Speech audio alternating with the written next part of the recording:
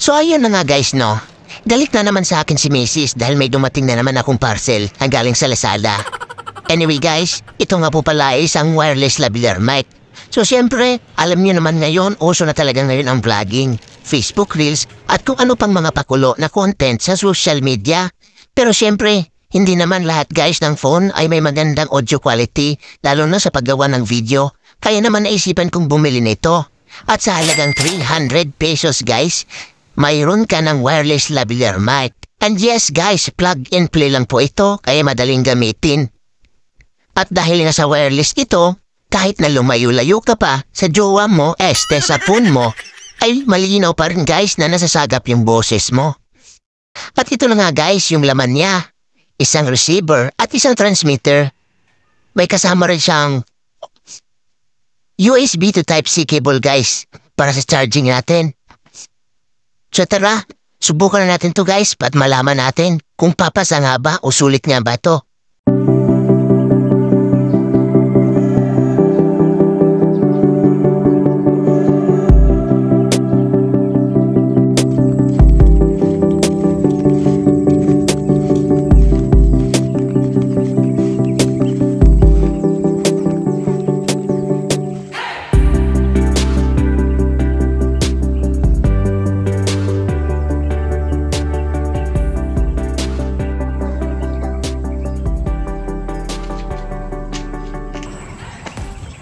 So yun guys, yung naririnig yung audio ngayon ay ito yung sample na naka built-in mic dito sa ating mobile phone. So ayan.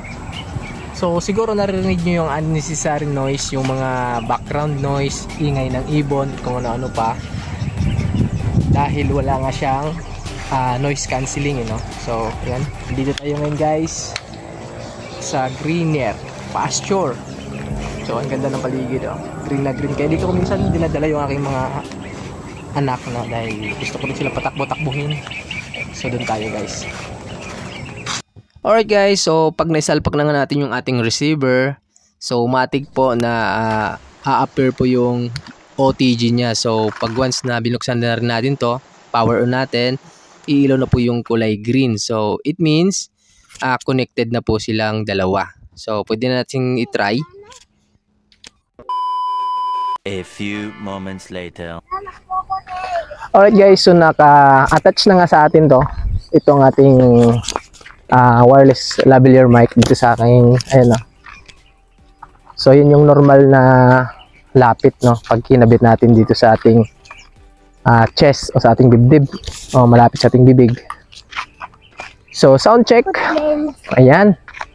So sana malinaw So try natin guys. Ganito yung pinaka kumbaga pinaka range o layo ng ating kamay. So nakahawak po ako sa aking parang monopod o tripod na maliit. So yan, ikot-ikot tayo guys, then try din natin subukan dumistansya. So nandun yung motor ko, malayo na yun. Yan. Ayun, so naka-tripod tayo ngayon. Tapos lalayo tayo guys, titingnan natin kung gaano kalayo nga ba yung kanyang abot ng signal o yung kanyang range. So tara. Prenak, Calvin.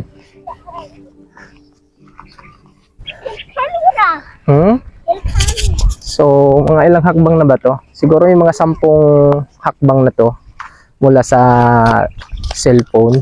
So sana naririnig pa rin kahit sobrang layo na to. Siguro mga 20 meters na nga to siguro mula sa cellphone. So ayan, sana naririnig. So yung lapit pa rin. Nakalis dyan. Wag! So is that clear? Yes. Sounded clear? Yes. Malinaw ba? Yes. Goods ba? So what do you think guys? Pasado ba sa worth 300 pesos? So siguro hindi ko na panghihinayangan pa dahil 300 pesos nga lang naman to. And may lavalier wireless ka na. Wireless lavalier mic ka na magagamit mo syempre sa pagba-vlog o sa pag-create ng mga content, no? So alam nyo naman ngayon, uso na yung mga Facebook Reels, vlogging. So ayan, goods na to guys, no? Hindi mo na panghihinayangan pa 300 piso, no? Ma-order niya, mabibili niyo to guys sa no, sa Lazada. Sa Shopee meron din siya. So ilalagay ko na lang yung kanyang link diyan sa description sa baba para pwede niyo ring bisitahin just in case na interesado kayong bumili. So that's it for now. And I hope you like it. Sana nagustuhan nyo yung ating maiksing review nitong wireless lavalier mic.